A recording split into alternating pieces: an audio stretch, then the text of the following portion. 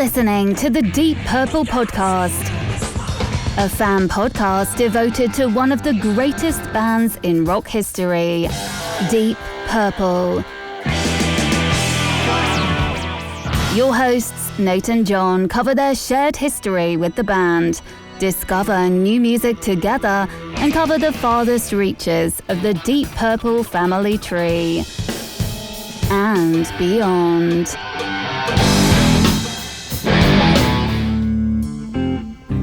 Here's Nate and John now.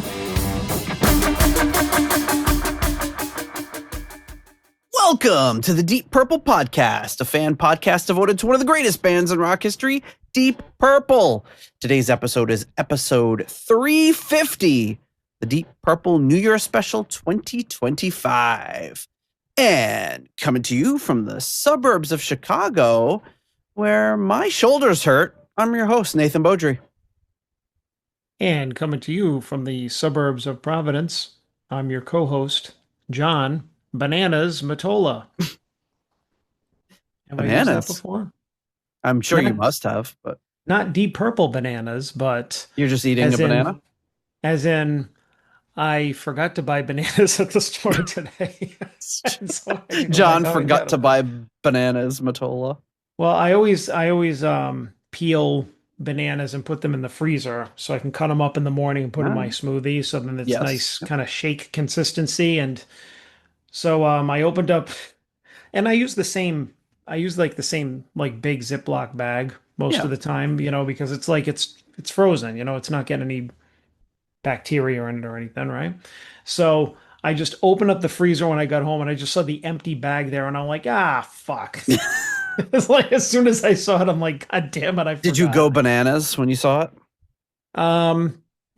Internally, maybe. Internally, yeah. But I was gonna do a body pain thing because I did pull a deltoid last week. But I guess we could want to horn in on your thing. Yeah, we could easily find a new body pain every week to talk about. Yeah, I've never had shoulder pain before, but I was like, maybe I just slept on it wrong. But for like the past 2 weeks, my shoulder's killing me. Oh Jesus, mine's only been like, well, maybe a week, but still. Yeah, 2 I don't know. weeks. But it's one of those things now when you wake up, it's like, did I sleep on it wrong, or is this a new pain I'm going to have for the rest of my life? Hard to tell. Be that that Louis C.K. thing. It's just like that's just what you do now. You just do that. It's like, oh, when does it get better? It doesn't get better. You just do that now. You just stretch now. That's what you do. Yeah. Well, that's probably part of it. I am not very good at stretching. Until you and your shitty shoulder are dead. Yes. You're not good at it like you suck at it, or you're not good at remembering. I'm good at remembering. I'm not good at wanting to do it. Well, nobody wants to, but no, yeah, that's the thing. And it just has to get to a point where it's so bad or so painful, like my plantar fasciitis, that I'm like, well, screw it. I'm just going to wear my sneakers in the house all day and just do these stretches. Yeah, well, it's like a couple of years ago when I had that, what is it? How come I'm blanking out now? That, forearm? That forearm, what the hell do you call it? Tennis elbow? Golf elbow? Yeah, tennis elbow, yeah. And they were just like, okay, well, if you want to go away, you got to go to do some PT and then do some stretching at home. And so I was like, fuck it, I don't want it to hurt anymore. So I made the time. But you know why? It's because like stretching is boring. Yeah, it's very boring. Because you have to if you know what you're doing, it's one thing, but it's like when you watch the videos, it's not like I could do it while I'm like, I don't know, watching a YouTube video of something else or watching clips of like a Deep Purple concert. It's just like I have to watch the video of like the person stretching so I don't fuck it up. So it's like, when's this going to be over? And then you look, what's it been like 20 minutes? And you look and it's like, 3. Oh, 3 usually. Usually I'm like 90 seconds, 80 seconds. Like, what's going on? Damn it. Yeah. Not fun. But hey, our aches and pains will not get any better as the show ages. Here we are, 350 episodes in. 350. Hey, that's pretty good milestone right there. Yeah, nice round number to end off the year. Yeah, end off the year, celebrate our. I wish I had some champagne out or something. Last night I came home from work late and I was just like, it was one of those things I never eat before bed because it usually just upsets my stomach. But it was one of those things where I had dinner super early and then it was like late at night and I was starving. So I came home from work and I just poured myself a glass of vodka and ate a bunch of olives. And then felt great. Didn't just ate a mess of olives. Oh, and in truffle Gouda. The truffle Kaas Gouda. Oh, so good. I was just having this great moment at the island in the kitchen. Wow. I mean, I would not want to smell your breath after all that. Yikes. Oh, it was great. No, then I brushed my teeth and showered and went to bed. Well, I mean, yeah, we should have a bottle of champagne or prosecco for this occasion. Yeah, prosecco. Prosecco is Spanish, right? No, it's Italian. It's Italian? Okay. I always get those people confused. Yep, those people.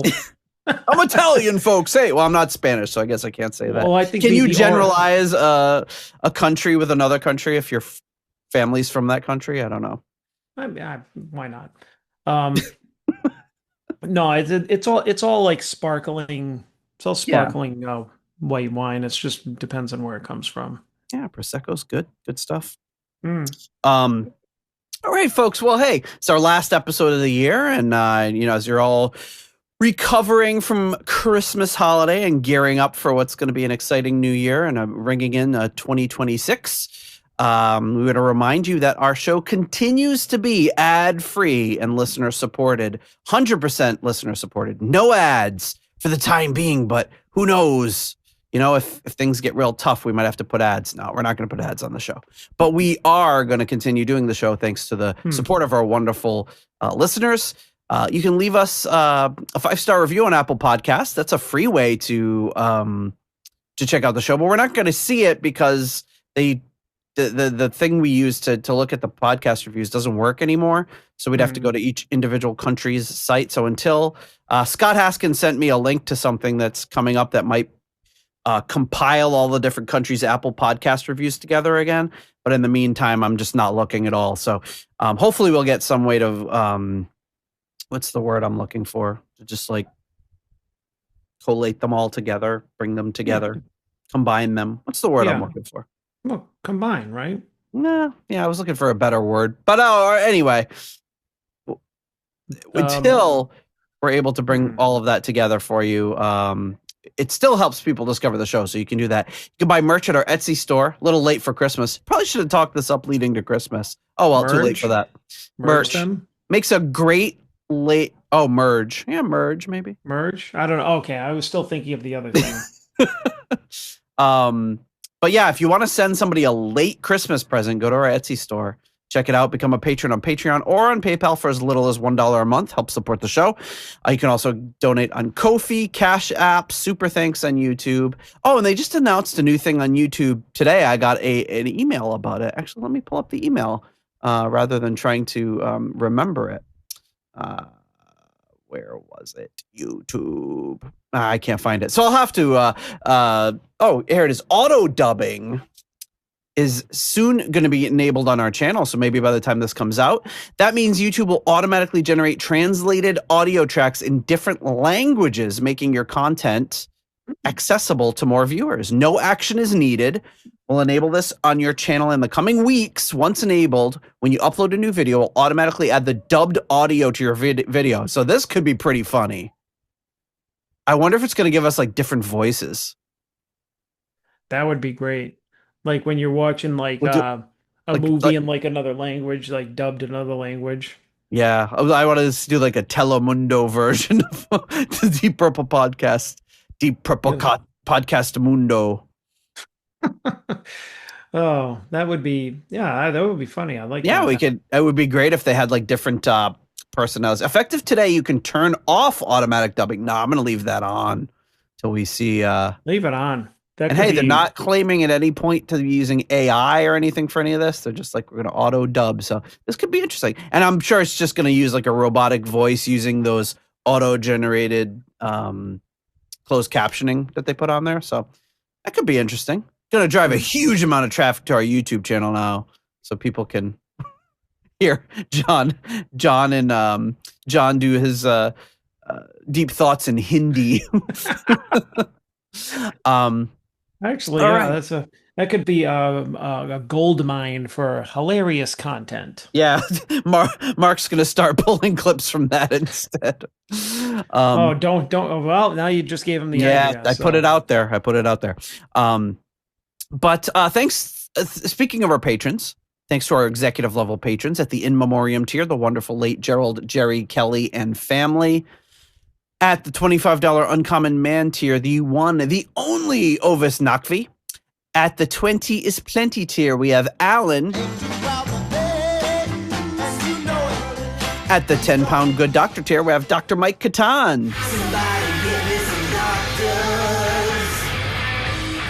At the Turn It Up to $11 tier, Clay Wambacher, Frank Thielgard Mortensen, Mikkel Steen, Will Porter, PhDPP, and Michael, don't call him Bradford Bagford. At the $10 Someone Came tier, Ryan M., Jeff Bryce, Victor Campos, Better Call Saul Evans.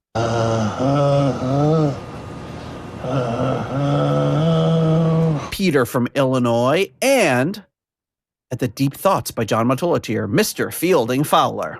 And now, Deep Thoughts by John Matola. My memory of the album is just kind of like feeling sad. Do we have that one before? Yeah, there were a lot of repeats here. Is there a way to take off some of the ones that you've already done? Yeah, I guess I could delete them, but... Well, then you're deleting them. It seems like it's... Yeah, well, that's all right. Okay, and our Deep Purple Podcast Hall of Famers, we have... Rich, Yangui, Shaylor. Who the hell is that? Jorg Planer and Norman Weichelbaum. So... when we were doing that thing where your dad read the patrons, he has like the TV on in the background. Was that like through the whole episode? Did he have like the TV on in the background? No. Well, I mean, you mean when we interviewed him? Yeah. When he was on the show? No, that was when I got him saying Rich's name separately. Oh, that's right. That wasn't from when he read out the patrons. Yeah, right. But when he read out the patrons, we were interviewing him. Trust me, the TV was on, but it was muted. He's watching Gunsmoke with no volume. He's seen that episode 19 times already anyway. So, like, wasn't there one part where it's just like we're done? He's like, "All right, what else?" Yes, you could tell. You could tell he's like, "Come on, we got to move this shit along." All right, what else? All right, so what else? Come on. So what else? Speaking of what else, we have postcards from the edge of Connecticut. And actually, this one's coming to us from the edge of Rhode Island. And it says, save the date. Look at that. Oh. And there's more incriminating information underneath it that I'm covering up. Yes.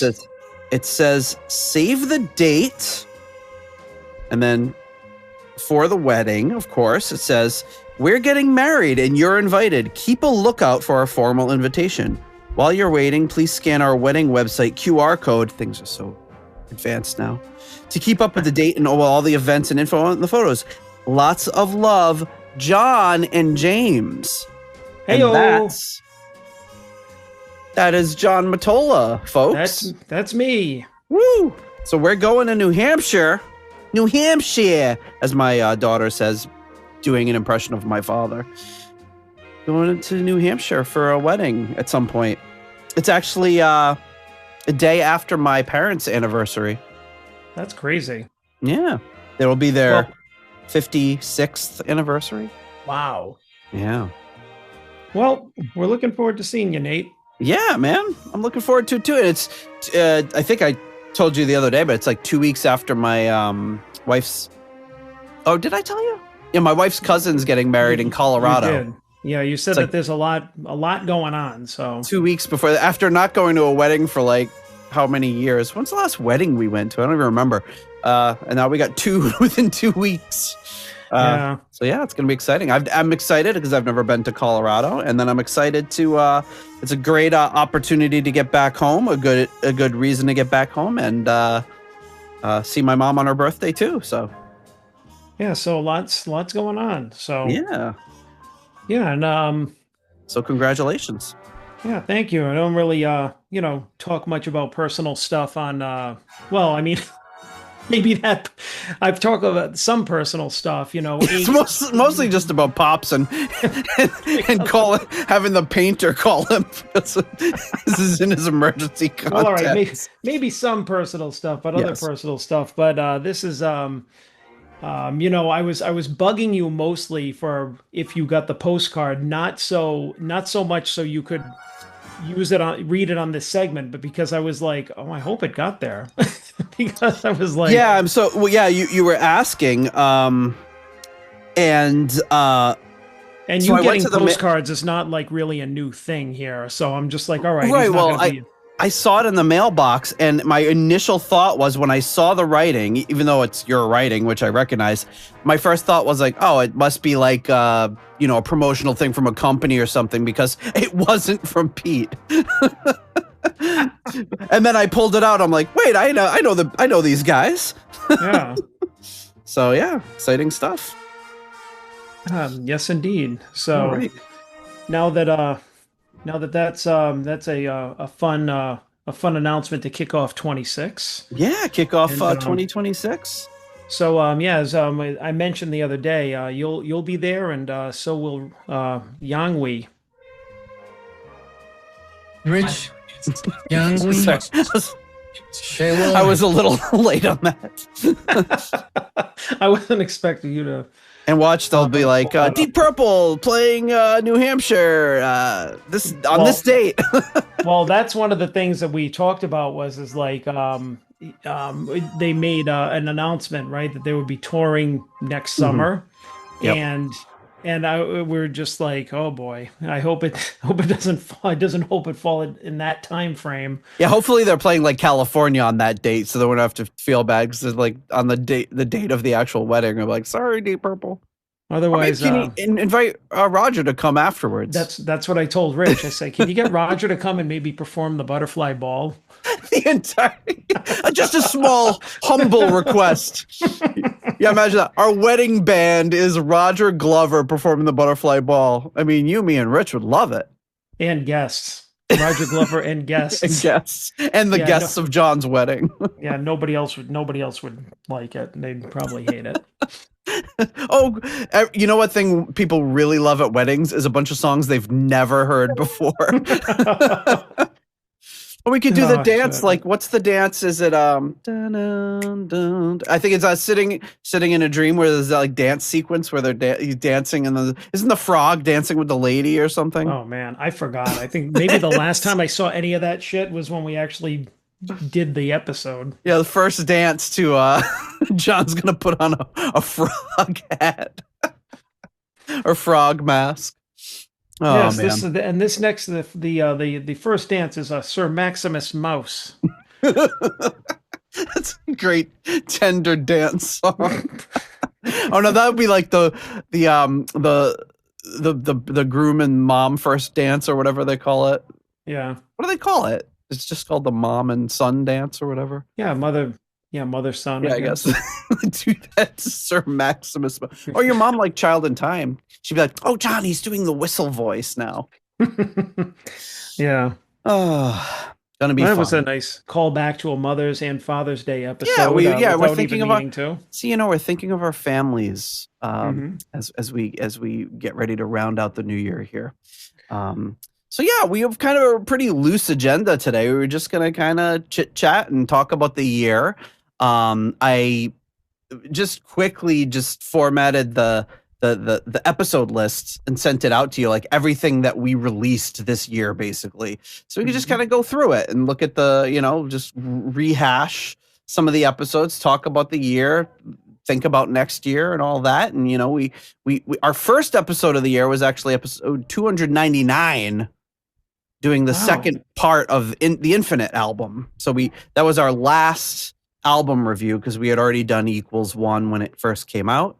And here we were, we opening the year by closing out Infinite. Another thing, yes. Another thing, yeah. And then we did our 300th episode. And the first kind of major thing that happened was in January or later January, John Sykes passed away, and we did a remembrance episode. Yeah, I remember. I liked that one. Geez, like looking at some of these, I'm like, geez. I said, did we really do these like a year ago? I feel like we just did this the other I know, day. right? It goes by so fast. Yeah, but yeah, the Sykes. I mean, the in memoriam episodes. They're never fun in terms of like, that we have to do them, but it's always great to pay respect to and remember those talents and listen to their songs and see like some of the clips. Like I remember there was that video from like, you remember that video, and there was like a Budweiser logo behind him or something or whatever, and he was just like killing it. Remember that? It was like something you pulled off YouTube, and he was. Was it like a more recent thing? Yeah. Was it? Was it maybe playing with Thin Lizzy? That was it. Yeah. I think that was pretty good. And then like we briefly, I don't know if we did on the show, but we briefly like listened to the track that he was working on, which sounded nothing like him. Like it was maybe like a couple of years before his death. Yeah. Oh, that's right. Yeah. Yeah. Yeah, but it was sad. I mean, he was a young guy.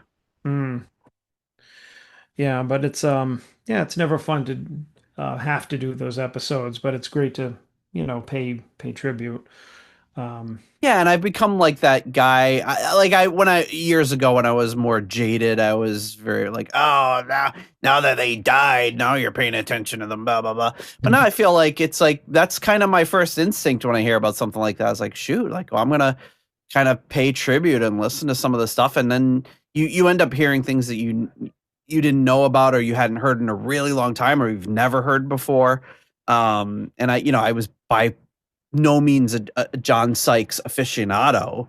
I knew of him and I knew some of his stuff from before, and I'd heard things in passing. So just kind of preparing for that episode and doing that episode was nice for me to just get a little more familiarized. I always had a lot of respect for him and knew he was a monster player and all that. But I found it, really enjoyable to do that episode and to talk about him and learn a little bit more. Well, the other thing too is just like, if you think about it, it's just like, oh, well, now you're such a big fan. It's like, well, I mean, you don't have to like listen to them every day to be a big fan, It's like sometimes you need that sometimes that pushes you like a remembrance type thing because and Ace Frehley recently died. I mean, obviously he was a huge influence on me. I love him, Kiss's music, but I mean, it's like just because I haven't like really cranked any of his solo albums lately, it doesn't mean that like it's disingenuous because I did after I heard that he passed away. I mean, that's just kind of what you do to remember somebody. Sure. So yeah, I remember Jon Lord died just like a week after my boys were born, and I remember they were still at the hospital, I think, but when they came back, like in that day, I remember sitting at my computer and just playing a bunch of Jon Lord stuff. And then I remember when they were home from the hospital, like because they were like 4.5, 5 pounds each. They're tiny, just holding them both and like playing some. That's probably one of the first things they ever heard was probably Mark III or Mark IV Deep Purple or something like that. Just now that's good parenting. Yeah, exactly. You feel like you kind of almost have to because what else can you do? You're not going to get an invite to the funeral or the memorial service, and these people mean a lot to you, but of course they're not. Some people I think sometimes take it a little far when they're like, sometimes people are just like, it'll be somebody that's like almost 90 years old, like, oh my God, I can't believe it. It's like, really, you can't believe it? It's not like it's terrible and you don't like it, but it's not a tragedy when like somebody dies in their 90s that was a performer or someone you like. And some people act like they're genuinely like completely distraught. But yeah, when that happens, I can kind of believe it. Yeah, sometimes. And with Jon Lord, I felt that way because it was like, wow, here's somebody whose music I listened to so much and heard so much of his stuff. and he was young, and it was like everyone knew he was suffering from cancer, but that was kind of like one of those things where they didn't think it was going to happen that soon, and it was complications, or I can't remember the exact thing, but he might have had like some sort of like a stroke as a side effect of something, and that's what really caused him to pass away. And so it's really sad when you see somebody that young. Same thing with Sykes, it's just not something you're expecting. But it's like, Mel Brooks, I think, did he just turn 100 like today or yesterday or something? So it's like when he dies, it's going to be sad because he brought a lot of great comedies, and, we saw so many of his movies, but not surprising. Tragedy, I don't think so. It's terrible, but man, celebrate the life that he got to have. That's incredible. We ranked the Fireball album this year. Always fun. We did. Oh yeah, we did the great the Dio live special with the dragon. That was fun. Now I like that. The special from the Spectrum, that was a good one because I still had that VHS and I remember pulling it out for the episode. I grew up watching that concert. That was great. And we did on my birthday. Oh yeah, we did. Oh, it was released on your birthday. Yeah. Yeah. What a great birthday present. A great present. And then you paid for it. And then a week later I paid for it with the Blackmore's Night episode. Yep. Oh, and then the first part of a Blackmore's Night, and then for your birthday, I forgot on your birthday we did Speak of the Devil. Then Redeemed. Yeah. Speak of the Devil. That was one and of my... you just you claimed like birthday privilege. You're like, it's my birthday. We're doing Speak of the Devil because Tommy Aldridge is on it or something. Yeah. Exactly. Like Rudy Sarzo, Tommy Aldridge. There's connections. Yeah, tenuous, but that was great. Now that's another one. Like, I mean, pretty much all the early Ozzy albums. I couldn't wait to do any of them. So and Speak of the Devil most of all, just because of all the stage banter and like just how everything we talked about, how much that album, meant to us growing up, and the mystique behind it and the album cover and everything. So that was definitely a highlight. Yeah, and we can probably look forward to doing Bark at the Moon this year because Don Airey is part of that album. So, so maybe it might be on the in the queue for this year. Our once a year Ozzy. I wonder how what's the latest we can go and actually into Ozzy and actually excuse it by saying there's a connection. So Don Airey is on Speak of the Devil. Is he on Ultimate Sin? I don't think he's on Ultimate Sin. No, that's probably where we're starting to stretch it a little thin. Yeah. So, we've been known to stretch it thinner than that. Well, we have done an episode where there's been no connection. We're just like, we're going to do it anyway.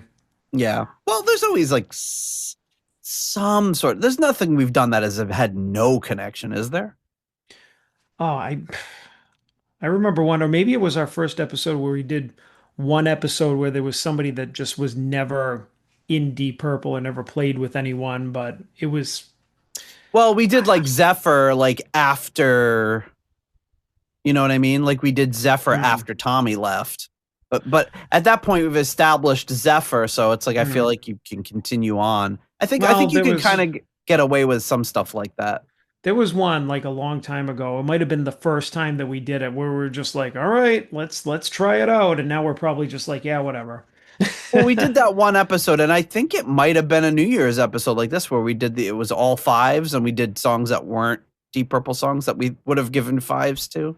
Oh yeah. I'd like so that one was completely Deep Purple free. Yeah, that was all fives, no perps. That's what you call it. All fives, no perps. Yeah, that was a vanity project. Well, I was thinking when you chose for your birthday Speak of the Devil, I tentatively was maybe for my birthday we'll do Rust in Peace or something. And then I was nah, I'll just because then we didn't end up recording on my birthday, and I was that's gonna be a tough one. That's gonna be a tough sell. Yeah. Although I did the Deep Purple. Megadeth did release a new song Friday or today or something. Yeah. And it's Vic, the art on Spotify is Vic Rattlehead giving the middle finger. It's Jesus Christ. And It's actually the music. I listened to it, of course. Like musically, it's pretty in keeping with like some classic Megadeth tropes, the solos in particular. But lyrically, it's pretty hilarious. Yeah. What the heck's the name of it? I gotta look it up. I sent it. I texted it to a few different people. It's called "I Don't Care," and it's just I don't know if you can see that, but it's Vic Rattlehead just flipping the bird. I don't care, and every line starts like, "I don't care if you meh meh meh meh. I don't care if you blah blah blah." And it's just so funny. It's like, oh wow, Vic Rattlehead's flipping the bird. He really doesn't care. That guy is just crazy. Yeah, but I mean, that's just like, okay, like Mustaine, you're not like 22 anymore. Like that's, you know what I mean? That looks like something somebody in their like that's 20 would like release. So and it's also like, I don't care. It's like, oh, he's such a rebel. I don't care. Yeah, it's like you're 60 something years old, dude. Like, maybe you should care a little bit. I don't care that my Medicare is getting cut off. Anyways, I don't care that I am now pre-diabetic. I never liked sugar anyway. Yeah, that would be a perfect Mustaine line. I don't care that my sciatica's flaring up. Oh man. Oh Jesus. All right. So where were we? So we did all that. We did Speak of the Devil. We finished out Under a Violet Moon by Blackmore's Night. We did another Smoke on the Water episode. It's all the weird versions of Smoke on the Water. Yeah, I can't remember. Nothing stuck out about that. There was like one guy. Wasn't there one guy doing it on like the hurdy-gurdy on a bridge or something? Ah, okay, now I remember. And then there was like one, like it was like a 3-piece of these like real like biker looking dudes, and they like were like by a railroad track. It was like something like that. But it's always listening to versions, covers of that. Oh, and there was that one like really weird like Danish lady and her husband, remember? Yes, yeah. And there was also Robert Fripp and his wife also did a cover. Mm-hmm. So there's a few different things. And then we did The Zebra. That was a fun one. Yeah, I don't remember much. Remember, it was like almost like a jazzy sort of fusion, like Afro funk sort of thing. It was pretty cool. All right, that's right. Now I remember. Who was in it? John McCoy. Oh, that's right. Yeah, that was good. That was probably like, think when you're looking at like over the last years of like kind of new discoveries or things, that was something that I had never heard that I was like, well, this is really good. Like, yeah, me too. That was really interesting. We did Deep Purple Gemini Suite, the Deep Purple performance of Gemini Suite, which was cool. Probably the first time I had listened to it since like the 90s. But that was good. We did Gillan Toolbox. Now that was a kind of heavier one, right? Toolbox. Yeah, yep. Yeah, I remember that one because we did that, and then just skipping ahead a little bit was like the Glenn Hughes Addiction, right? That was the heavier Hughes, right? Yeah, so we got some heavy Gillan and some heavy Hughes. Yeah, I remember there was like those albums like heavier than usually they do. Gillan's can be a little more quirky, and Hughes can be a little more soulful, but they did not completely go that way on those albums. So I remember being pleasantly surprised by those. Yeah, those were good. And then we did this year we really started by doing these 50-year anniversaries. So we did the 50-year anniversary of Blackmore's last gig with Mark III in Paris in 1975, and we released it on the exact day. We did Ritchie Blackmore turning 80 and released it on the day of his 80th birthday. The birthdays really lined up, and different things really lined up this year for the 50th, which was interesting. Maybe there's a mathematical reason for that. I don't know.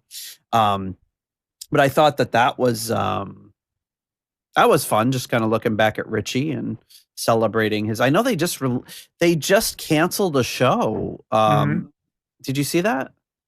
Yeah, because I was talking to Rich about it the other night, and he I think he said he was going to the one in New York, um, which he's just like, I hope it better still be on. I hope it's still on, Yeah, like that yeah. it's not a health type of thing, but I wish I could go out to one of those shows, but because work is so busy, always ends up mm, playing these shows like right around Thanksgiving, which is like my crunch time at work. And yeah. so yeah, it's like I can't. Plus, I if it was another time I could do it, but during Thanksgiving I couldn't like fly out for a show and fly back. It would just be too crazy. And a shame is he's playing, of course, about 10 minutes up the road from where I used to live in New York, which in that case I could have easily gone after work and then gone to work the next day. Yeah. But it said something like they had canceled the show for some sort of medical reason, but didn't elaborate. And like everyone's like, oh, I hope it's not Richie. Well, that's what my assumption was, just because there was Because he's the reports only of his- 80-year-old in the band. Everyone else is far Yeah. younger. But you never know. It could be something on. It It could seemed, be Candace vocal issues. You don't know. yeah. I mean, yeah. It just seems like, yeah. I mean, what else would actually get the show canceled besides something wrong with the one of the two of them? I feel like there's enough. They're always kind of like that whole Black Boar's Night thing is kind of like a rotating. There's always different people kind of coming in and out. I feel like they could Yeah. still make it work. So I don't know. Hope they're okay. Oh yeah. So Glenn Hughes, yeah, we did that super weird John Lord and Eberhard Schoner Mozart Krönungsmesse. Hopefully I still remember how to pronounce that from Norman Weisselbaum's Help. Yeah, that was a weird It was so weird. It was cool.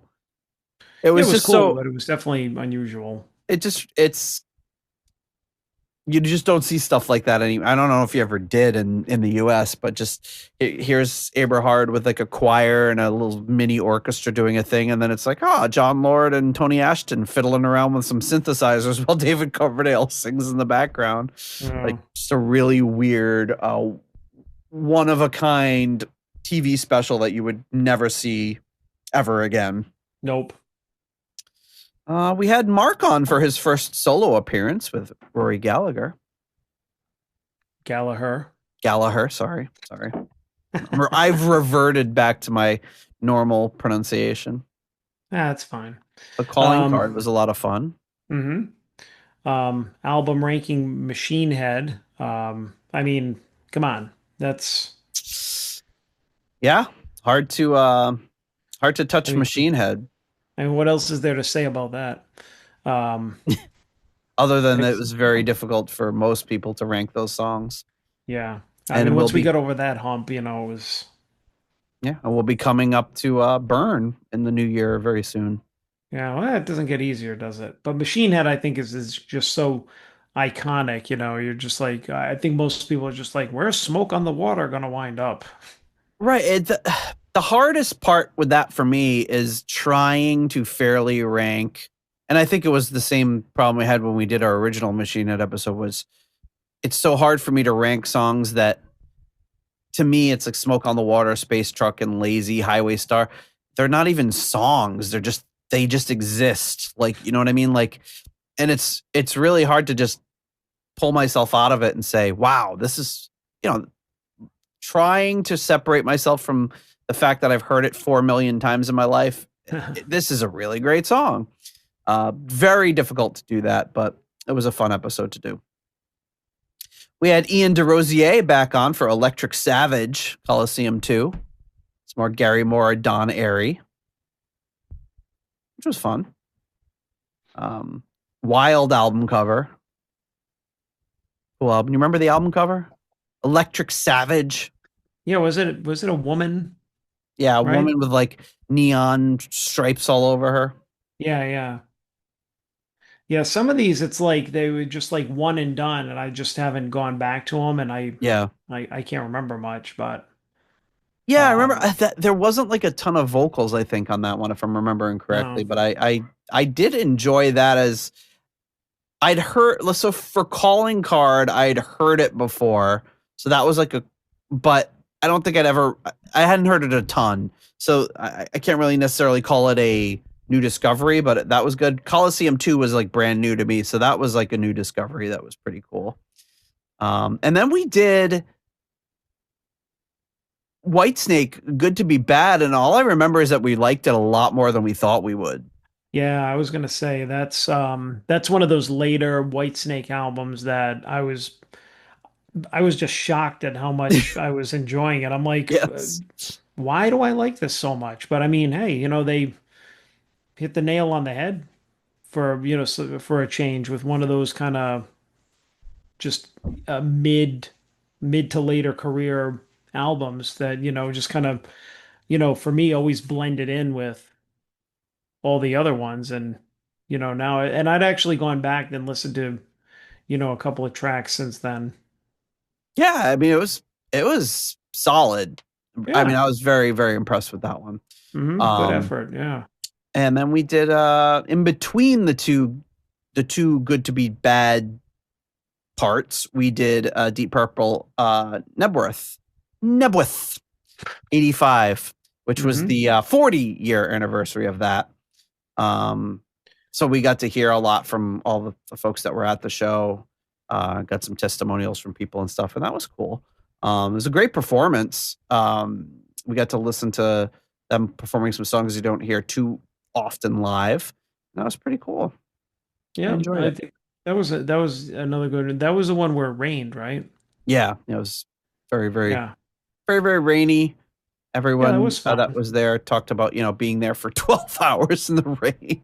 Yeah. Well, I mean, it was fun to like watch. No, probably not fun to. No, it sounds like it was one of those things that, in the moment, was probably pretty awful to experience, but then over time, it was rainy and cold, and I think that was the one where they said they just like turned off all the lights and everyone had to like find their whole way home through this muddy field to wherever they parked or whatever it was. Yeah, that sucks. I remember talking about that. Yeah, my experience with Weird Al this summer, which I can't remember if it happened before or after we did that episode, where I got completely drenched going to see Weird Al, and it took us 4 hours to get there. I was like, and we just ended up leaving after like 4 or 5 songs. Oh, that's awful. Yeah, it was absolutely terrible.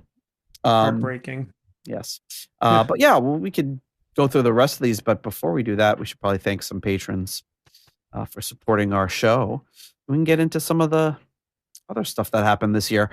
At the core level, at the $6.99, the nice price tier, we have Spike the Rock, Cat's Ghost, and Sugar Tea. At the episode $6.66 tier, we have Steve Coldwell, Arthur Smith, getting support from the patron Arthur Smith, and Charles Meadows. At the $6.65 Almost Evil tier, Kenny Wymore and Richie Sucksmith. At the 70 Norwegian kroner tier, Kai Runa, Yes, I'm Norwegian Olsen.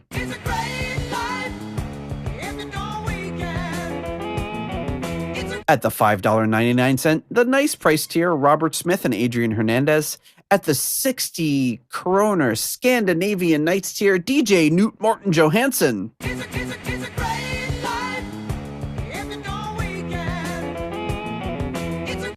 At the €5.50 tier, we have Merline Rota. Oh, wait. We also, did I say Adrian Hernandez? Hernandez error. Hey, who the hell are you? That's Adrian Hernandez. Gotta highlight this one for the new year. At the £4 Lucy 4 tier, we have Duncan Leask. It's a great life when you were Norwegian. I played, we were making mashed potatoes the other night, so I played the mashed potato song for Jen. I think it was cute.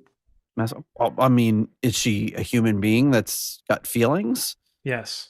If she was like, I feel nothing listening to that, that's not cute at all, I'd be like, well, I'm afraid I'm gonna have to file for divorce because you're clearly a psychopath. At the $5 money lender tier, John Convery, German Heindel, Jesper Alman, Alexi, The Perfect Stranger, Slepikov, Kev Roberts, Scott Zern, Cynthia Doobie, Raf Calf. You guys ever have sex? Coyote Bongwater. John Maselli.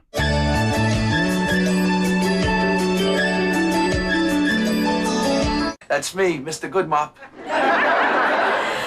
Sarah Sanders. No, Kelly Clarkson! Jelly Bean, Evan Robeson, Purple Swede. Hookah, sucker, hookah, hookah. Sweet. Sweet, sweet, sweet, sweet, sweet, sweet, sweet, sweet. And Ralphie Lee. I hope to meet you again real soon. You have a good, deep, purpley day. Thank you so much to all of you for your support of the Deep Purple podcast. Have a good, deep, purpley day. All right, so we did that, and then we started off the summer. We had that Captain Beyond live show that was maybe a little disappointing. Yeah. I can't remember what the main gripe was with it. Yeah, I think it was, if I can remember right, it was just it was lacking a little just lacking some energy, lacking some cohesion. Mm-hmm.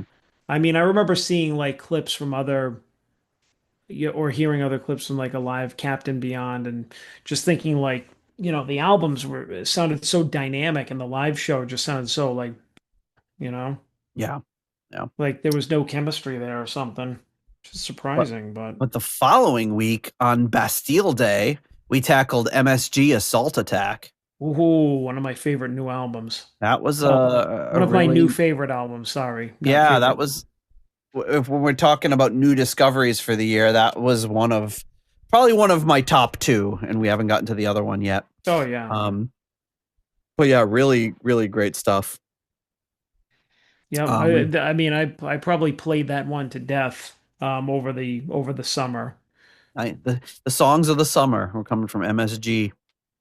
Oh yeah, I mean, I dare anybody to tell us that album's not great. They won't do it. Not on this show. The only problem I have with MSG is after you listen to the album, you got to go back and listen again in 15 minutes. Hey-o! Yeah. You want more. It's like Chinese food. You're hungry 20 minutes later. I love that trope. Yeah. Is there any truth behind that? I don't know. I don't think so. I mean, don't you want more Chinese food again because it's delicious? Like pretty much, but not 20 minutes later. But I don't remember ever having Chinese food in my life, even at a place where they're probably loading it up with MSG, where I was like, "Oh, I'm hungry again 20 minutes later." No, I'm still regretting my choices from earlier of eating too much. Yeah.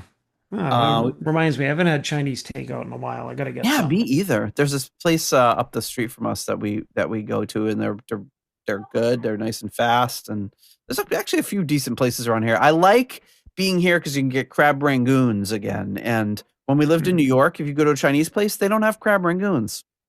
And when you go to a pizza place, you can't get a steak and cheese sandwich. Very weird. So when I moved to New York and I went to a pizza place, I was like, "I'll have a steak and cheese," and they're like, "What?" I was like, "What do you mean?" And then I go to a Chinese place, I like crab rangoons. Like, "We don't have crab rangoons." I was like, "Excuse me? What do you mean you don't have crab rangoons?" Wow, it's a good thing you got the fuck out of there. Yeah, I know. What a dump. New York City. Well, garbage place. Well, we got. No wonder nobody Grill. wants to live there. We got Asia Grill up here, so. Yeah, like in my whole life growing up, you could get those things, and then you move out of you move out of New England and you go to New York, and you figure I'm not that far away. It's only a few hours away. But yeah, it's just unheard of. Like no place has crab rangoons. So anyway, we did Deep Purple's rarest live tracks. That was pretty fun. A bunch of different ones where they only perform once or twice. We did Jerusalem, which was a fun. While it was not like the highest tier album, I wouldn't call it one of the greatest discoveries of the year. Yeah, no, it was an episode. I mean, yeah, it wasn't great, but it was interesting. So yeah, it was an interesting piece of history. The Flower Pot Men. Same thing. More interesting history. Hippy dippy stuff where we got to hear the only live recordings with Nikki and John. The kids are getting a little loud upstairs. I might have to send them an angry text. Are you hearing them? Yeah. Oh my God, these kids. Yeah, it's getting out of control here. I'll take the reins. And then next we did Nate texts. Next we did Dio Sacred Heart. Now that one was that's always been a favorite of mine too. So did not mind digging into that one. Yeah, Dio Sacred Heart. Yeah, that was that's kind of an odd album because you have the original band, but they didn't quite hit the mark in the same way they did with the first two albums. But there's still some really strong stuff on there. Yeah. For sure. Yeah, that was a good one. I had a lot of fun with that one.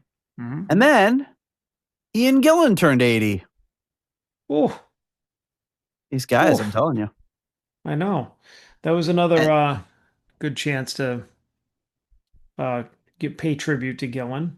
And there was just some stuff that came out, was it today in the news, that stuff that's been around that he's mentioned in recent interviews, but I feel like this was a little more overt, like about his health and that he's basically almost completely blind at this point, which is like really sad. Jeez.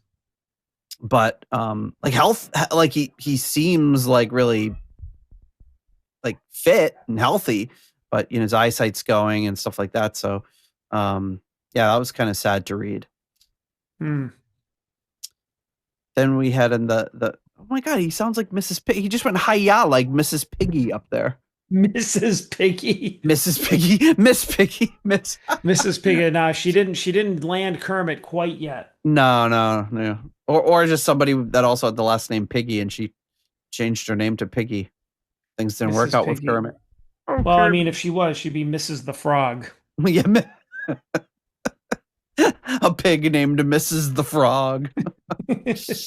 But yeah, the Made in Japan remix. Yeah, that one was pretty good. I remember enjoying that one. With hearing some kind of different stuff, because they didn't really change anything. Right? It was mostly how it was mixed. Like I remember we were talking about the channels. Like stuff was in different channels. Yeah. Like hard left and right, and things were kind of clarified a little bit. I think it was an interesting mix. It was panned like you were on stage, so you had like Richie on your left and John on the right. And there we go. Yeah. It's now that my basement has taken a huge transformation this year, and now that I'm like back in business, I'm looking forward to getting my speaker wire rigged back up and being able to listen to it in surround sound. Nice. So that'll be a good time. Oh my God, I'm gonna kill him. So yeah, why don't you talk about the next one while I text him more angry words? All right, and then next we had, and these are very recent, so I should remember more. We had Funky Junction. Yes. Yes. The Funky Junction, while jump in, while sort of terrible, was a lot of fun to do, I think. Man, my brain is like turned to mush. Like what was Funky Junction? Remember it was the Deep Purple cover album. Remember they did okay, all right. There we half go. covers and half originals. That's right. Okay, yeah, with Phil Lynott, yeah. Yeah. Oh man, that friggin' Fireball bass solo was terrible. It was not good.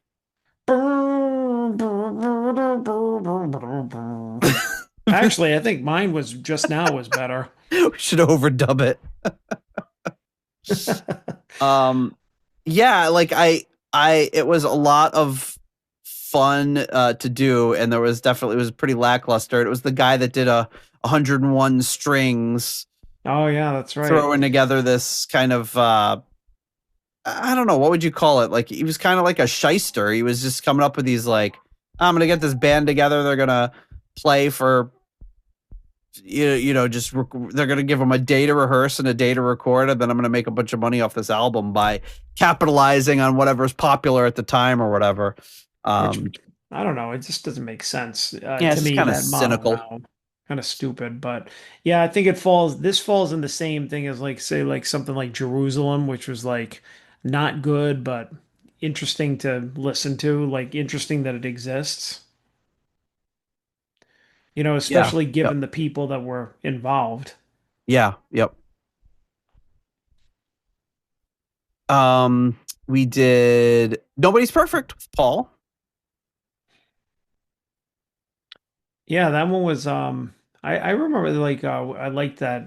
I think I liked that album more than I remembered.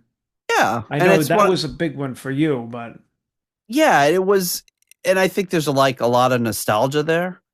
Mhm. So it was, Yeah. just hearing that like as one of the, the early first things that I heard from Deep Purple, because it's very indicative of its time, right? If I hadn't gotten into the Deep Purple in the, late 80s, early 90s, that album just wouldn't be around. It was just in record stores because it got released, a year or two before we started getting into them, and then didn't sell very well probably, and was still hanging around. So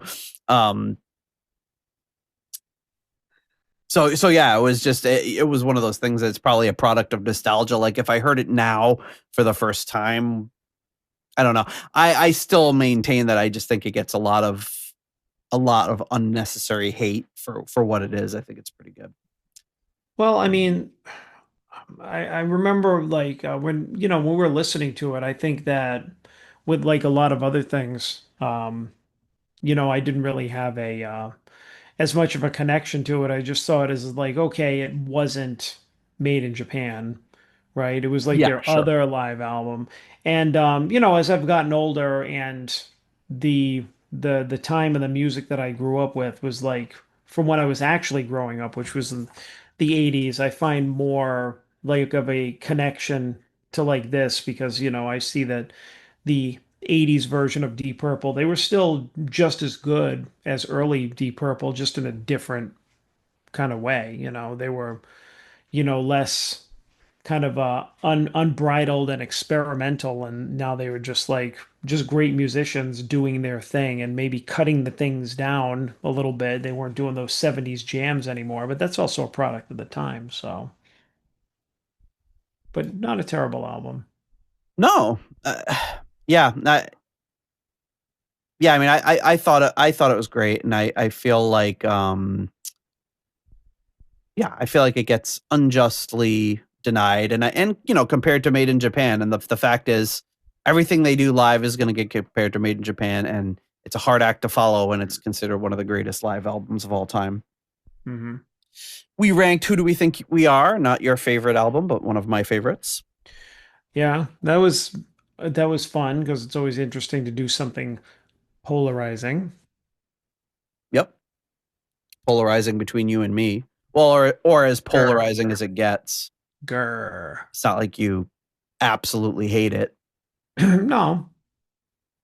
You absolutely hate one of the songs, but not the whole thing. It's been well documented. Then we had we had 2 out of 3 episodes with Johnny Headline. The Johnny episodes. Two Johnny episodes. It's always a Johnny episode, but this is a double Johnny episode. He combines both of our names.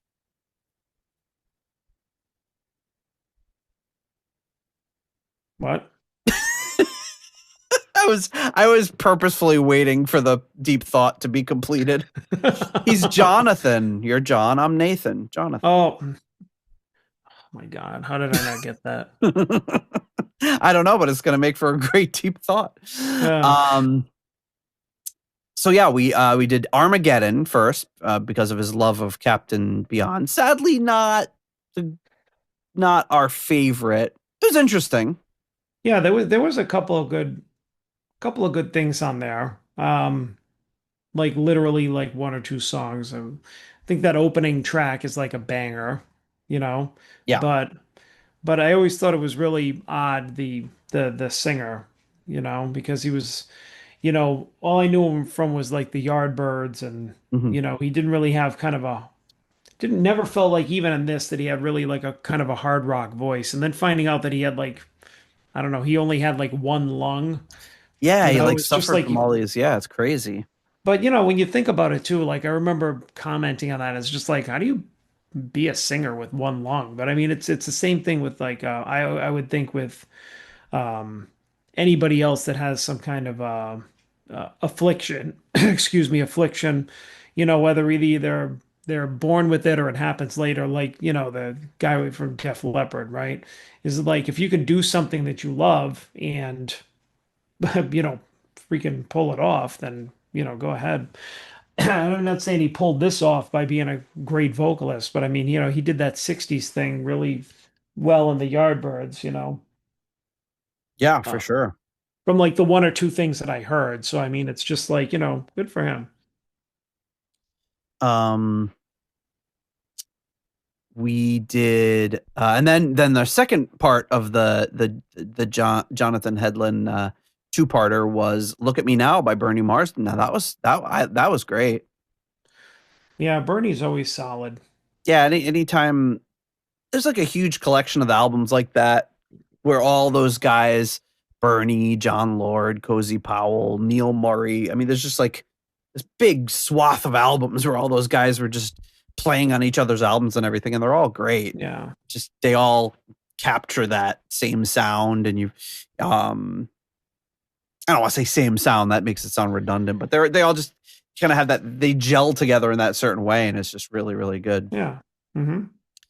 And then Ian Gillan live at the Budokan was definitely a highlight. Oh, you skipped a bunch. Did I? Oh, I did. Oh, shoot. Alcatraz. Oh, yeah, we did Alcatraz with Scott, the All Night Long in Japan. All right. You got one of my all-time favorite clips. Making love. Yeah. All right. Yeah, I thought that for being a unofficial show, it was very good. Very enjoyable to listen to. Yeah, it was a really good time. Only gripe was that they did the songs out of order, which was really weird. But yeah, especially since they were culled from different shows, but they compiled them together in the wrong order, which is odd. Then we rolled into Gary Moore with Rich, Corridors of Power, and that would be my second probably of the top two albums this year. That and MSG were both just outstanding in my opinion. And it's that one was another one where it's you know, it's this guitar player. It's a, you know, guitar driven album. And I that just kind of became a new favorite, and just Gary Moore playing like that, you know, is kind of like this. And the more that I listened to it, it's like I listened to it that time when we did the episode, and then I listened to it after the fact, and I'm like, wow, this is like, I thought it was like so metal, and it was, but it was like also like really authentic bluesy, which you know kind of caught me off guard. But then he did this kind of shreddy, like Randy Rhoads type of stuff, and he did this kind of Richie type of stuff, and it's just like, wow, like I haven't heard like much of his catalog, and I know that it's really diverse or whatever. So I mean, you know, for my taste, you'd have to, you know, do a lot, like do another album like this, and to really top it. You know, like if he had like another kind of like metalish type album, but it wasn't just like metal, you know, it was just like these hard songs, and they were just good, and like he just wailed, you know. Yeah, again, he's one that really escaped me. He didn't get the I didn't, you know, if I had, you know, had a friend that had a Gary Moore album or something, maybe I would have listened to it, but just did not have any exposure to him growing up. So the more I hear from him, the more I understand why he is just one of the all-time greats, definitely quickly becoming one of my all-time favorite guitarists. And just the fact, like you said, he can do anything. He does like blues, jazz, fusion, super hard rock, like you name it. There's nothing I've heard that he can't do. And you wouldn't necessarily listen to something and say, oh, that's 100% Gary Moore, because he can do it all. He can do it all so fluently. He's got definitely a distinct style when he plays. Probably when he plays the blues stuff the most, but he's just wow, yeah, just incredible. And then I jumped the gun. Ian Gillan Band live at the Budokan was probably, even though I had heard it before, I don't think I'd really heard it. Listened. Yeah. So excellent. Excellent live performance. And I definitely got contacted by so many people after that episode. It's just people that either already loved it or had heard it for the first time and said, this is just great. And it's also coming out. Did it come out already? Oh, there's doing some sort of like UK album day or something where they re-released it on like orange vinyl or something. But there's some new release of it coming up, or maybe it's coming out soon. But as of the airing of this, I'm sure it'll be out by now. But yeah, they're doing some new release of it, which would be pretty cool. Mm-hmm. We did another Phenomena episode for Halloween. Hughesoween, sorry. Hughesoween. Yes. Blue. Yes. Yeah, that was like okay. Like I feel like the Phenomena albums like missed the mark. Yeah, I would say so. Blue. Despite how despite the personnel involved, I mean, it's just this unbelievable all-star cast, but I feel like they don't always hit. Yeah. We reviewed Come Taste the Band.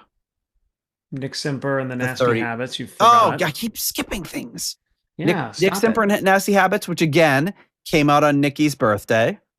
And then we did a Roger Glover episode later. I'm skipping ahead. That came out a day after his birthday.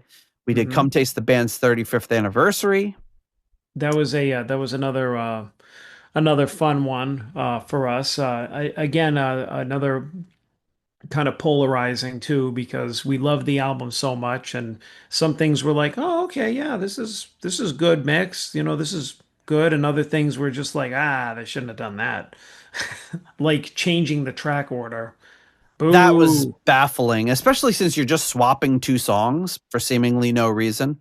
Yeah. And Simon Ford actually was sending some notes to me and Scott. He was sending us these different like cassette releases of Come Taste the Band that had even different orders than that. And it was just like, yeah. And with cassettes, sometimes they would do that because they were so obsessed with like, oh, we don't want you to have to rewind when you flip the tape over. It's like, who gives a shit? Like, just put the songs in the right order. Right. Like, so you're like shaving 20 seconds off by switching all these songs around. I don't get it. But yeah, there were some really crazy track orders he sent, like from the Spanish cassette and the Italian cassette, all these different ones. We did Trapeze, their second self-titled album. Yeah, not bad. Not bad. And it means we only got one Trapeze album left. Studio album. Yeah, I mean the self-titled Trapeze, not the hippie one. Was I think like we said during the episode, it just kind of was not a bad effort, but not necessarily inspired, I don't think. It sounded like they're kind of I really liked Hotwire. I think it feels like they were kind of running out of steam, and they had some new folks in the band, and they were doing songs that you just necessarily wouldn't expect from Trapeze, which is fine. But yeah, it was just it didn't resonate quite that well. Yeah. Pace Ashen Lord, the second unreleased album. No, that was a great surprise. That was another really good one because surprisingly, I had never had that special release CD, so I had ordered it specifically for that episode, and wow. Yeah, I really enjoyed that. I wish that it was on Spotify. Yep.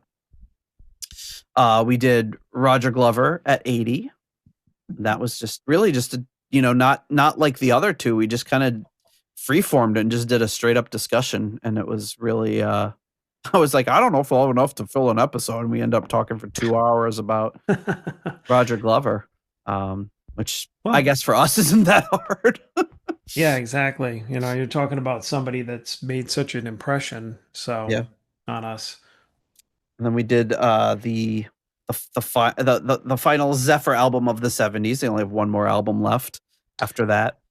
Now that would be another one where I think we did a little side by side, but listening to the remixed version. We did a lot of remixes now. Like now that we've been talking, we did a lot of remix. Yeah, more than I would have guessed looking at this list. Yeah, like you probably like half a dozen, it feels like. But that would be really interesting. Although there was, I thought there was some pretty good stuff on this Sunset Ride. Really, I liked it more than I thought I would, especially given that Candy Givens has not always been my favorite. And going into it, I thought her vocals on that album were great. She did a lot of like duets, and going into that album, I remember. I don't remember if I talked about it on the episode. It was like 2 weeks ago. I should remember, but I think the first time I ever heard it, I didn't realize Tommy Bolin wasn't in it, and I remember even then thinking, I think this is my favorite Zephyr album. Right. And then I was like, oh shit, he wasn't even in the band when they did this. But I'd still say it holds true. And then the last thing we did before the 2 end of year specials was the last concert in Japan. Woof. Yeah, I was sad.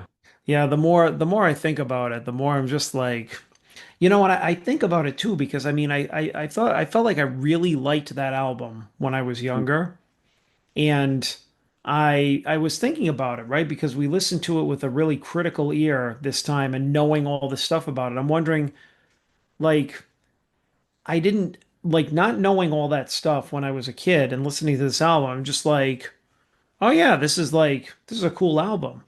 But like now I listen to it, I'm like, why did I think that this album was good? That does happen with some stuff like that,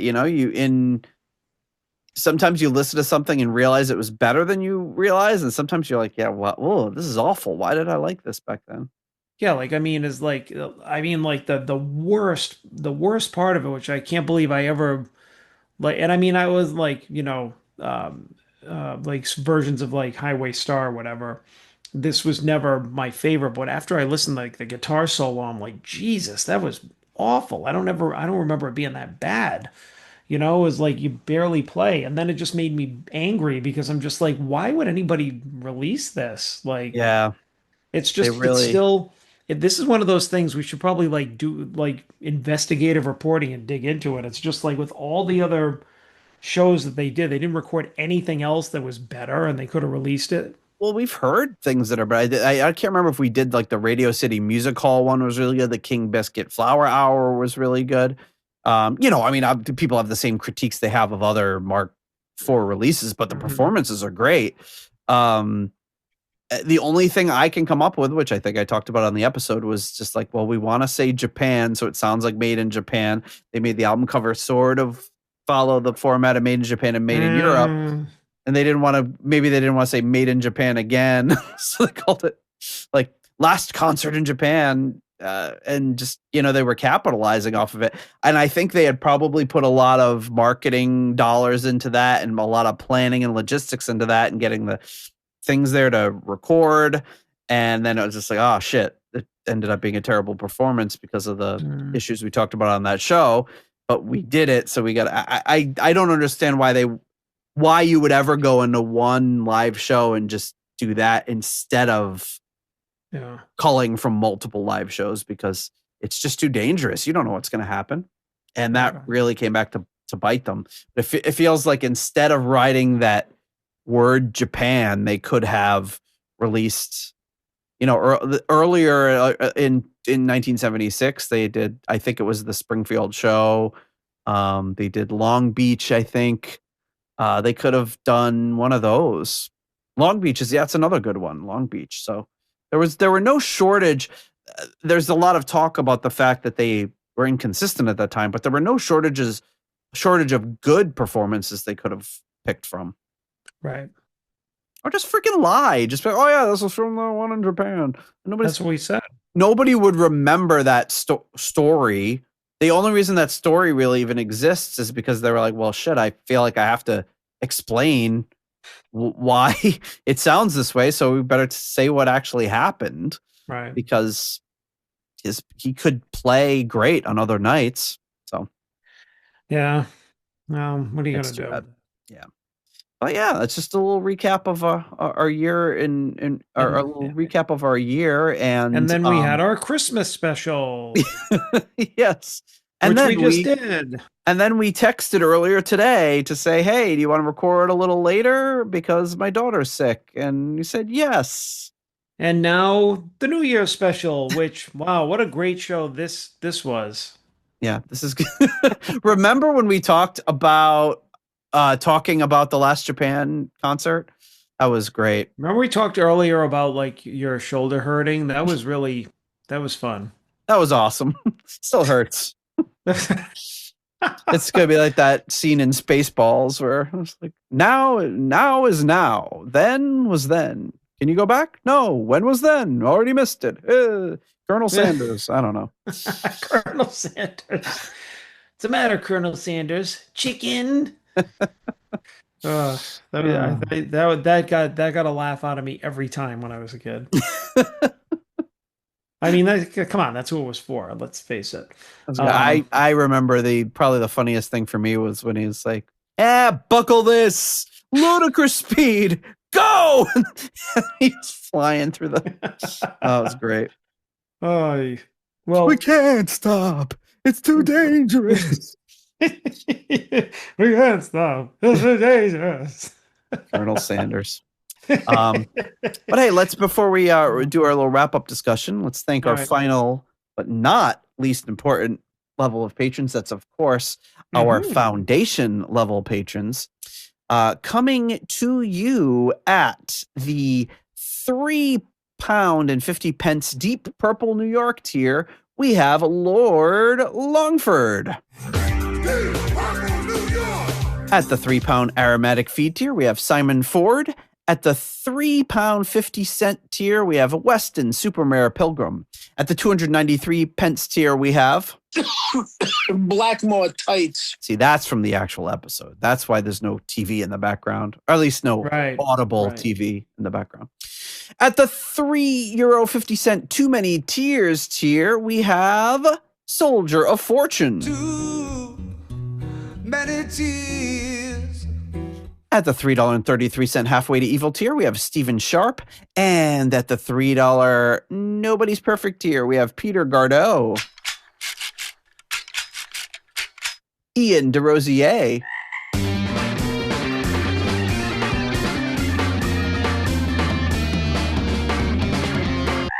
Mark Roback. Yeah, so why don't you tell us who he is? Stuart McCord. Then we have Ivan Fjeldbu.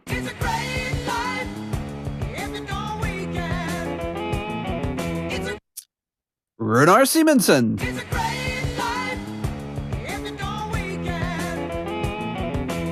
Ruinous Inadequacies. Corey Morissette.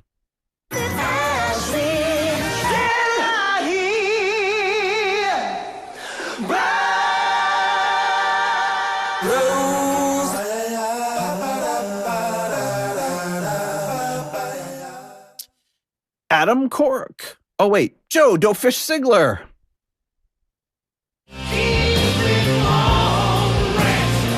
Adam Cork, Tim Wood, Steve Down to Earth Kohler. Make your love. Michael, Matt in Vegas, Jesus Christ Superstar. At the 10 Cold Hard Danish Kroner tier, we have Karsten Lau. Cold Hard Danish Kroner. And at the $1 Made Up Name tier, we have the last concert in my grave place. I don't know.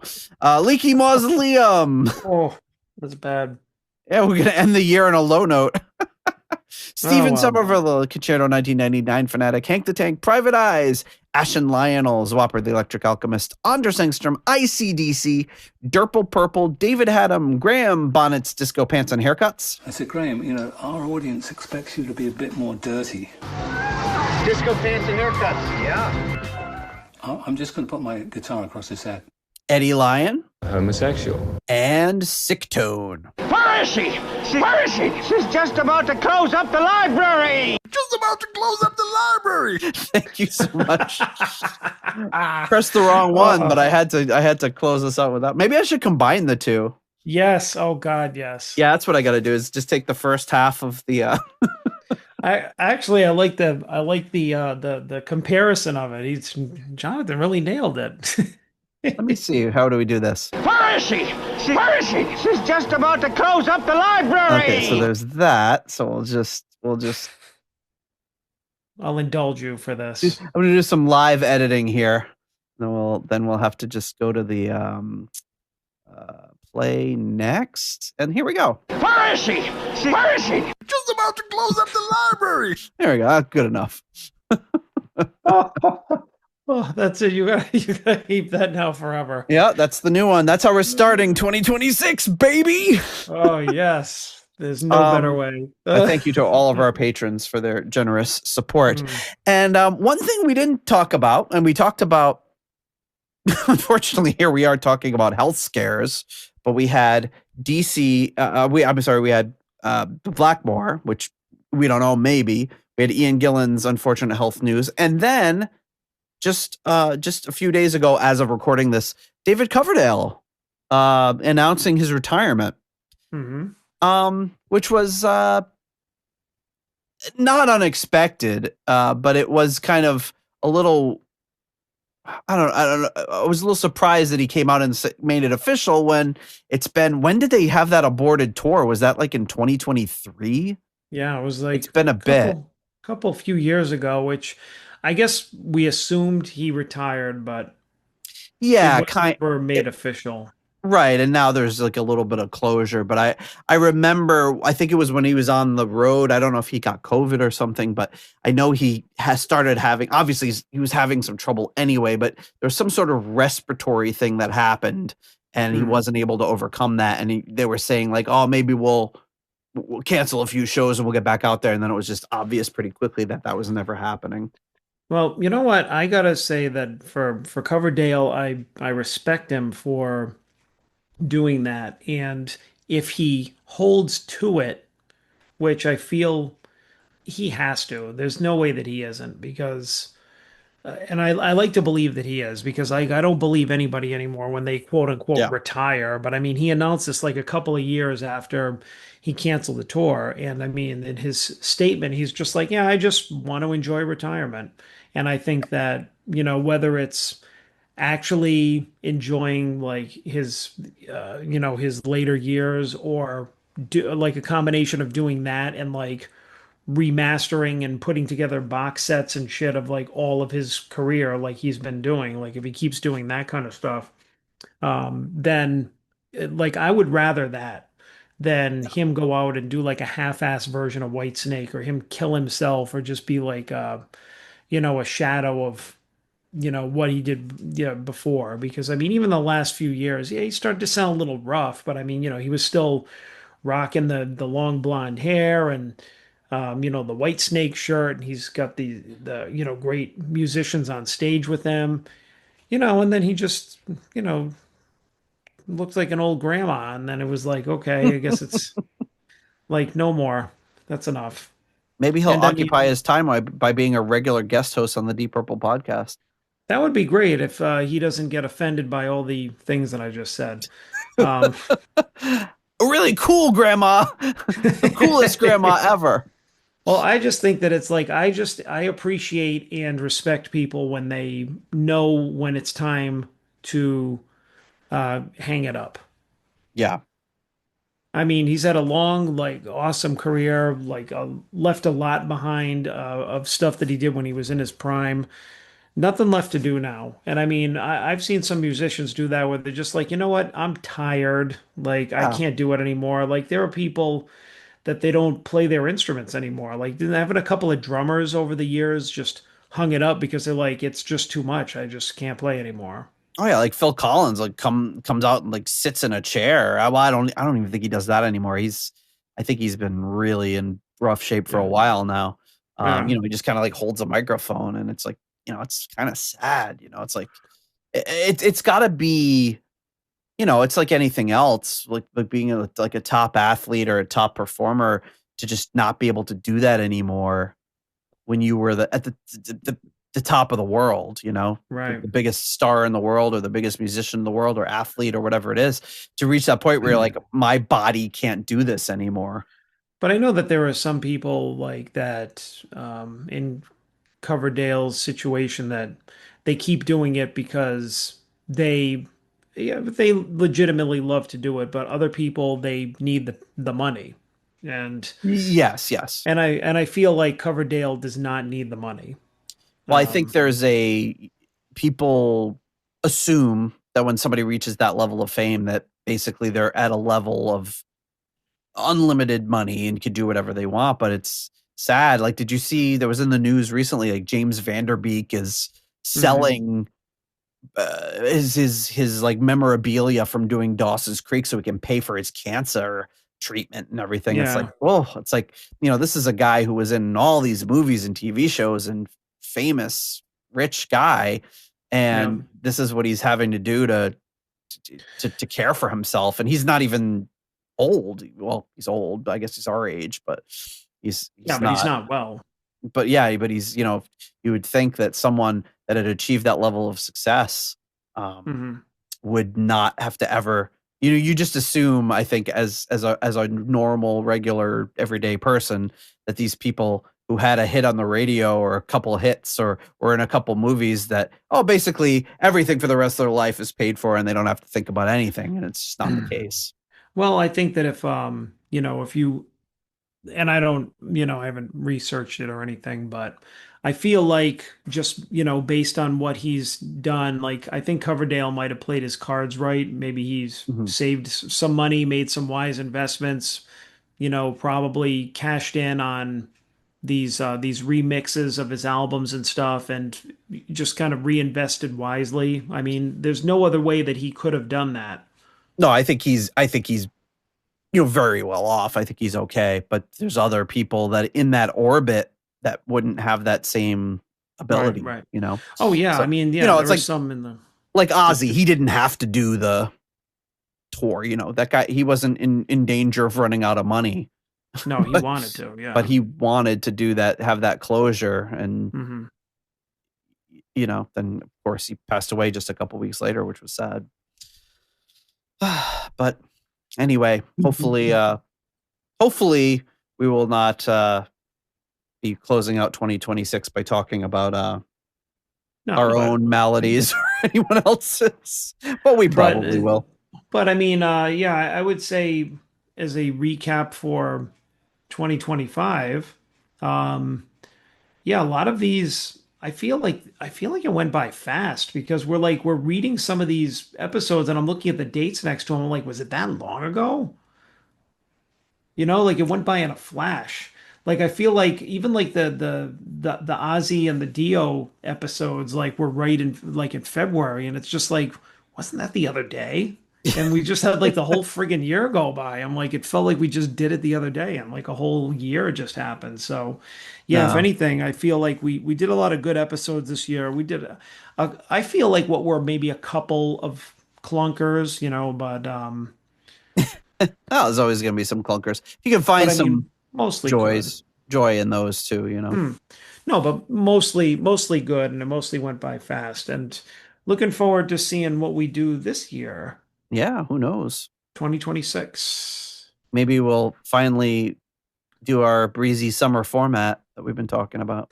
Well, I think that we nailed the breezy winter format. Well, it wasn't really, we just kind of did a good job of getting ahead of it, but we didn't do like so for those of you listening who still have not turned us off, we're planning, with the wedding and everything coming up and summer plans and everything. We usually try to bank things for the summer so we can take a little time off. And we might just do like a slightly different show format for the summer, so we can record some episodes and John can attend to the things he needs to plan for the wedding, and I can attend to all my kids' sports and all that, and we can we'll meet back up in September. So we want to keep the weekly format going into we starting year 7 in a few months here. So we want to keep. Wow. I know, right? Look at us. So we want to keep that weekly format and not break it. So we may do something a little cheeky for the summer. We'll see. The cheeky summer format. Our cheeky summer format. Oh, that's what it's called now. Our cheeky summer format. All right. Well, we'll have to remember that in several months. But yeah, this has been another great year. I can't believe we're heading into year 7. Yeesh. I know, right? Almost 6 full years we've been doing this. Yeah. But it's going to be almost 7 full years we're doing. Yeah. We're going to be heading into year 8, I guess. Jesus. Yeah, right? Starting it off. Yeah, because we started in 2019, so we're like this is our 6th year. Wait, yeah, so it will be 7 years. It'll be our 7th full year. Yeah. No, whatever. Who gives a shit? I don't know how you do math, but you know what? Just whatever you say. I don't know how to. That's the way. But yeah. All right. Well, happy New Year to you and yours. Enjoy. Have a great time with family and friends, and we'll see you in the new year. And Glenn, why don't you sing us out? If you like the Deep Purple podcast and would like to support the show, please consider joining our Patreon or donating on PayPal. Patrons get full access to the podcast, Discord server, ratings, spreadsheets, and live stream invites. You can also leave us a 5-star review on Apple Podcasts to help new people discover the show. You can follow the show on Blue Sky, Facebook, Instagram, or Threads. You can also check out the website at deeppurplepodcast.com for show notes and more. Contact us via email at John or Nate at deeppurplepodcast.com. Thanks for listening.